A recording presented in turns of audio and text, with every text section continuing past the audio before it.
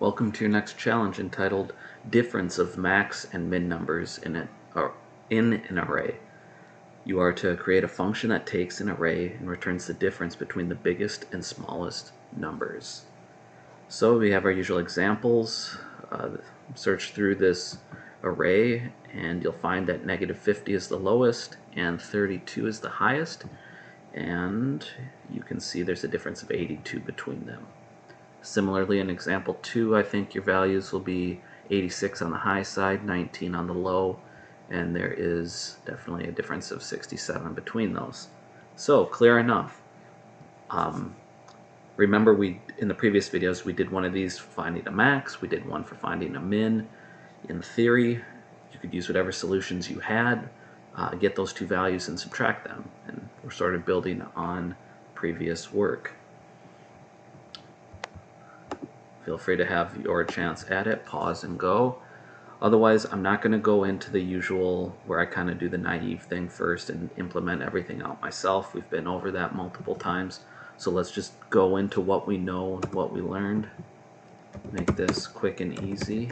I'm going to use that link again, that language integrated query. And let's just go array max. Oh, remember though, we got to return. They're calling for an int array max minus array min. And really this should do it. The max value returns an integer because this is an integer array, so we're going to get an int. Array min returns an int minus an int is an int, and so we are giving back what we are contractually obligated to do. Let's run it through the check.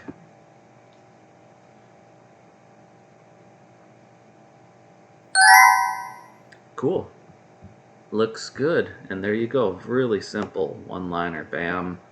No messing around. We're now solving bigger problems with things we've picked up along the way. You can kind of, I like this example. It's kind of a nice progress thing where you can see how you're doing more complicated things based on what you've learned. So that's pretty cool.